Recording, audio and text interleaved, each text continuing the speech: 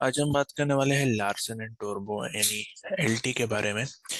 पहले आपको एक अपडेट दे देते हैं। यहाँ पे हमने ये कोरा पे हमने ऑलरेडी ये सजेस्ट किया था जब ये अराउंड 1600 1570 पे ट्रेड कर रहा था।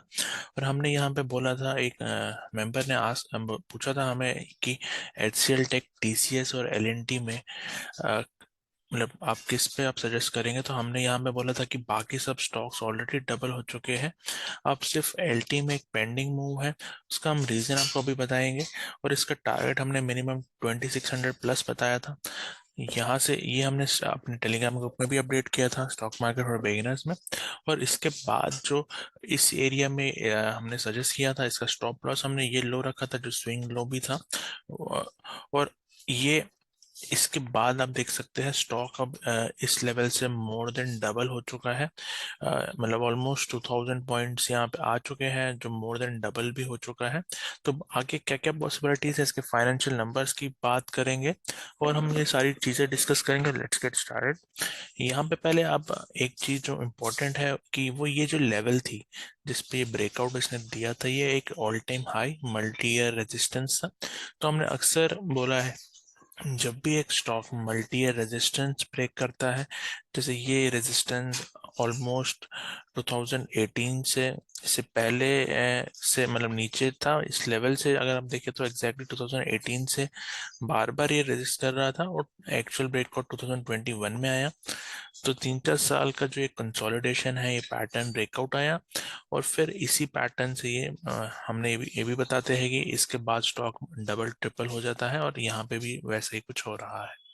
ओवरऑल अगर आप ये देखिए, कुछ लोग इससे हमने जो टारगेट निकाला था वो ये रेंज बेस्ड निकाला था। जैसे ये रेंज टोटल अराउंड 1000 पॉइंट्स की रेंज थी, तो हमने इसी के ऊपर एक 1000 पॉइंट्स एक्सपेक्ट किए थे। ये एक मिनिमम टारगेट होता है, सेफ टारगेट होता है, जितना हमें मिला है और उससे ज़्यादा हमेशा ऑलमोस्ट मिलता ही है, क्योंकि इस लेवल पे कोई रेजिस्टेंस, कोई सप्लाई नहीं होती। तो यहाँ पे एक अच्छी अच्छी न्यूज़ आती है, स्टॉक को ऊपर लेके जाती है। तो यहाँ पे, और ये स्टॉप लॉस भी हमने क्यों रखा था, क्योंकि यहाँ पे अगर हम देखें स्टॉक, ये अगर हम इसको ड्रॉ करें यहाँ पे, आप देख सकते हैं यहाँ पे 5 वेव अपसाइड में स्टॉक ऊपर गया है। अब अब हमें यहाँ स्टॉप लॉस देना होता है, जैसे हेड एंड शोल्डर्स में जो लो ऑफ द राइट शोल्डर होता है वो स्टॉप लॉस होता है। बट यहाँ पे अगर वेव एनालिसिस आप करते हैं तो एक्चुअल स्टॉप लॉस ये स्विंग लो होता है, क्योंकि ये स्विंग लो अगर आप ये वेव वन समझ रहे हैं तो इस जो लो है उसके नीचे प्राइस नहीं जा सकती। बट अगर कुछ कुछ टाइम्स क्या होता है कि आपका ये जो एरिया है वो टच हो जाता है, लिक्विडिटी क्रैप होती है और वहां से फिर से प्राइस ऊपर जाती है। बट इस केस में क्या हुआ, अगर आप मंथली चार्ट में एक बार आएंगे, हमने आपको पहले भी ये चीजें बताई है। जैसे ये आप देख सकते हैं मल्टी ईयर जो रेजिस्टेंस होता है वहाँ एक सप्लाई होता है। ये सप्लाई जब यहाँ निकल गई, इस सप्लाई को निकालने के लिए यहाँ पे एक डिमांड जोन बना है। ये डिमांड जोन आप देख सकते हैं, ये है वो डिमांड जोन। जब ये प्राइस यहाँ से ब्रेकआउट दे चुकी है, वो रिटेस्ट करने के लिए इसी डिमांड जोन को आती है। एग्जैक्टली आप देख सकते हैं ये जो लो बना है ये इसी डिमांड जोन पे बना है। अब इस डिमांड जोन को रिस्पेक्ट करके प्राइस आगे निकल गई। अगर ये डिमांड जोन इस लेवल की जगह यहाँ पे अगर नहीं होता और अगला डिमांड जोन हमारा इस लेवल पे होता, तो उस केस में क्या होता, आपका ये जो स्विंग है वो ब्रेक हो जाता, वो प्राइस इस डिमांड जोन में आ जाती और यहाँ पे लोगों को एग्जिट करा देती, और फिर वो फिर से ऊपर चली जाती। अल्टीमेटली प्राइस एक जो ये स्टॉप लॉसेस है, ये तो हम एक स्विंग लो भी देख सकते हैं या डिमांड और सप्लाई भी देख सकते हैं कि डिमांड किस एरिया में है। जैसे हमें यहाँ पता है मंथली का डिमांड जोन है, प्राइस वहां पे आ रही है। अगर यहाँ से प्राइस रिएक्ट नहीं करती तो मे बी इस जोन से रिएक्ट करती। तो इसी तरह से आपको डिमांड और सप्लाई की इंफॉर्मेशन भी होनी चाहिए। अब यहाँ से जैसे अब हम देख चुके हैं कि स्टॉक काफी आगे तक बढ़ चुका है। अगर हम एक बार मंथली में आए यहाँ पे, तो हम देख सकते हैं प्राइस में अभी भी बहुत स्ट्रांग मोमेंटम है। मैकडी पे भी ये कंफर्म होता है। देखिए यहाँ पे इस लेवल से इस लेवल पे ज्यादा मोमेंटम है। और ये मोमेंटम में इसलिए ऊपर जा रहा है। तो इसका क्या मतलब है, जब भी मोमेंटम ज्यादा है तो हमें, अगर यहाँ पे कोई भी डिप्स आती है उसके बाद फिर से प्राइस और ऊपर की ओर जाएगी। अब ये मंथली एनालिसिस है। तो इसका, बट ये जो डिप्स होंगी ये कोई मतलब 1 महीने 2 महीने उससे ज्यादा हो सकती है। तो ये हम डिस्कस कर लेते हैं। यहाँ पे अगर वीकली बेसिस आप देखें, स्टॉक में मोमेंटम धीरे धीरे कम हो रहा है। इसका क्या मतलब हुआ, इसका ये मतलब है कि वीकली में हम एक पुल बैक एक्सपेक्ट कर रहे हैं, बट मंथली में उस पुल बैक के बाद और बाइंग आ सकती है। आई होप ये पॉइंट भी क्लियर है। अब यहाँ पे अभी जो ट्रेंड लाइन है वीकली बेसिस ये मेंटेन हो रही है।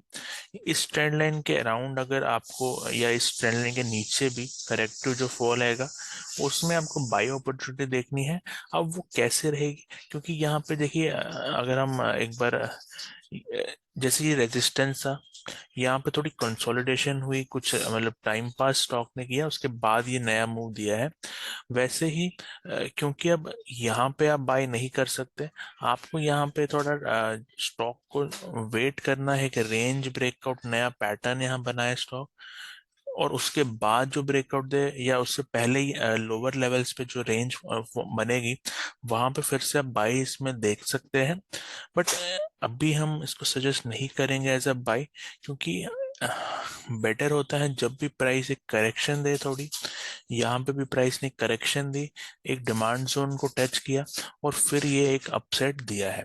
अब अगर हम इसमें डिमांड जोन की बात करें, फ्रेश डिमांड जोन अगर हम बात करें, तो वीकली बेसिस हमारे पास ये जो लेवल है, ये हमें एक दिख रही है जो स्विंग लो भी है यहाँ पे, और ये एक अच्छा डिमांड जोन दिख रहा है। बट यहाँ से पुल बैक आता है या इसको ब्रेक करके और नीचे के लेवल्स दिख जाएंगे तो वो हमें आगे ही पता चलेगा। बट हमें इन एरियाज में, जैसे ये भी एक डिमांड जोन है, इन एरियाज पे जब रिटेस्ट करेगी मे बी वहां से एक अपमूव मिले, बट वो शॉर्ट टर्म हो, और उसके बाद प्राइस फिर से एक नया डिमांड जोन ढूंढे और वहां से अप करे। तो ये अभी हमें देखना होगा कि यहाँ से मूवमेंट कितनी ज्यादा आएगी या, बट इन एरियाज में हम मूवमेंट ट्राई कर सकते हैं। बट क्योंकि स्टॉक ऑलरेडी एक बहुत हाई पे चल रहा है, हम इसमें एक मेजर डिप के बाद ही एक फ्रेश इन्वेस्टमेंट सजेस्ट करेंगे। जब तक ये मंथली की जो ट्रेंड लाइन है मे बी उसके आसपास हम इसको सजेस्ट करेंगे। जैसे ये जो ट्रेंड लाइन है, मंथली ट्रेंड लाइन है, अब हम इसको एक्सपैंड कर लेते हैं। इस एरिया में अगर कहीं इसको टच करके यहाँ एक अच्छा पैटर्न बनता है, तो वहां पे हम इसको थोड़ा कंसिडर कर सकते हैं। अगर ये ट्रेंड लाइन ब्रेक हो जाती है तो फिर मे बी आपको इस लेवल का वेट करना होगा, और इस लेवल पे आपको सिमिलर सॉर्ट ऑफ पैटर्न देखना होगा, या हम आगे इसको अपडेट करेंगे। बट एज ऑफ नाउ ये सारी हमें पॉसिबिलिटीज इसमें दिखती है। अब एक बार इसके फाइनेंशियल नंबर्स और इसके एफआई होल्डिंग के बारे में डिस्कस कर लेते हैं। जैसे हम अगर शेयर होल्डिंग पैटर्न में आ जाते हैं, यहाँ पे आप देख सकते हैं प्रमोटर्स ने जो 2021 में 22% होल्ड कर रहे हैं, तो उन्होंने अपनी अर्निंग टाइम टू टाइम इसमें इंक्रीज की है। जो रीसेंट नंबर, मतलब जो रीसेंट के दिसंबर 22 से अगर आप देखें, कंटिन्यूअसली प्रमोटर ने बढ़ाया है नंबर्स। दिसंबर 2022 से प्राइस भी कंटिन्यूअसली इसमें बढ़ा है। तो प्रमोटर्स आर द बेस्ट जज of their company. Although sorry, ये तो एफ आई एस के नंबर है, मतलब यहाँ पे एफ आई प्रमोटर होल्डिंग मुझे कुछ दिख नहीं रही। बट जो एफ आई एस नंबर है, उन्होंने कंटिन्यूअसली इसमें नंबर बढ़ाया है। तो मैंने पहले भी डिस्कस किया है कि यही लोग हैं जो स्टॉक प्राइस ऊपर ले जाते हैं। अगर एफ आई एस स्टॉक को बाय कर रहे हैं तो ऑब्वियसली प्राइस ऊपर जाएगी। अगर यहाँ पे कोई स्लाइट रिडक्शन आता है या साइकिल मतलब चेंज आता है तो वो एक कॉशियस साइन हो जाएगा। अगर एग्जिस्टिंग इन्वेस्टर्स है ऑलरेडी, डीआईएस की बात करें तो वो टाइम टू टाइम इसमें प्रॉफिट बुक कर रहे हैं। जैसे यहाँ पे 40% मैक्स कर थी सितंबर में। अब ये देखिए यहाँ से उन्होंने बढ़ाई थी और 40 मैक्स करके फिर धीरे धीरे वो प्रॉफिट बुक कर रहे हैं। बट एफआईएस अभी भी स्ट्रांग है, बट ऑल्दो उन्होंने फिक्स कर दिया है, तो वो मे बी कोई टाइम आए जहाँ पे ये प्रॉफिट बुकिंग करना चालू कर ले और ये हमें होल्डिंग में दिखेगा था। एज ऑफ नाउ ऐसा कुछ नहीं है। गवर्नमेंट होल्डिंग फिक्स है ऑलमोस्ट काफी टाइम से, तो इसका इम्पैक्ट कुछ नहीं होगा यहाँ पे अभी। और पब्लिक होल्डिंग यहाँ देखिए कम होती जा रही है। तो ये एक साइकिल है जो इनकी होल्डिंग्स ये लोग ग्रैब करते हैं, और जैसे ही यहाँ पे पब्लिक की नज़र में आता है, न्यूज़ अच्छी हो जाती है, पब्लिक इसमें इंटरेस्ट हो जाता है, और एफआईआर और डीआई वहां से निकल के पब्लिक को शेयर पकड़ा देते हैं। तो अभी तो एज ऑफ नाउ ये स्ट्रांग लग रहा है, क्योंकि ये साइकिल जैसा मैंने एफआईआर और डीआई बढ़ा रहे हैं और पब्लिक कम कर रही है, बट जैसे ही साइकिल चेंज हो जाएगा तो आप यहाँ पे एक डिप कंसिडर मतलब होगी, तब डिप आएगी, तभी पब्लिक यहाँ पे आएगी, और फिर जब पब्लिक वापस अपनी होल्डिंग कम करेगी वही टाइम होगा आपको फंडामेंटली इसमें इन्वेस्ट करने का। अब एक बार इसके जो नंबर्स है वो भी हम देख लेते हैं। तो आप यहाँ देख सकते हैं, मतलब नंबर्स मोर और लेस, प्रॉफिट एक 4,000 टू 4, मतलब इतना ज्यादा ग्रोथ भी नहीं है, बट फिक्स नंबर जो हम कह सकते हैं, फिक्स नंबर के यहाँ प्रॉफिट आ रहे हैं।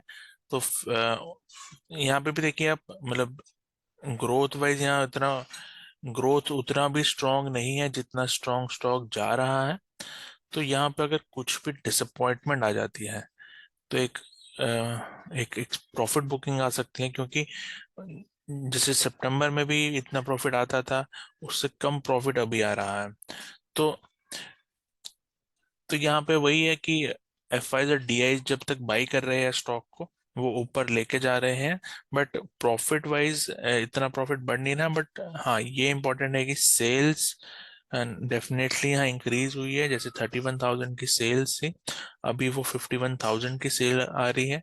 तो डेफिनेटली सेल्स यहाँ बढ़ रही है, बट जो नेट प्रॉफिट है वो फिक्स, ऑलमोस्ट फिक्स है, ऊपर नीचे कम होता है। बट अगर हम इस ईयर की बात करें और अभी करें तो प्रॉफिट डिक्लाइन हुआ है।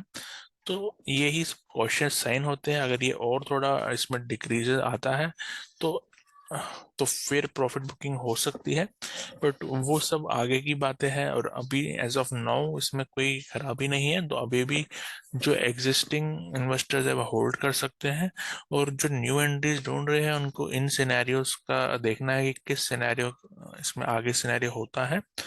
ओवरऑल हम इसको आगे अपडेट करेंगे अगर हमें कुछ दिखता है। तो अगर ये वीडियो आपको पसंद आया, वीडियो को लाइक करिए, चैनल को सब्सक्राइब करिए, कोई डाउट है तो जैसे कमेंट डाल सकते हैं। Thank you and have a nice day.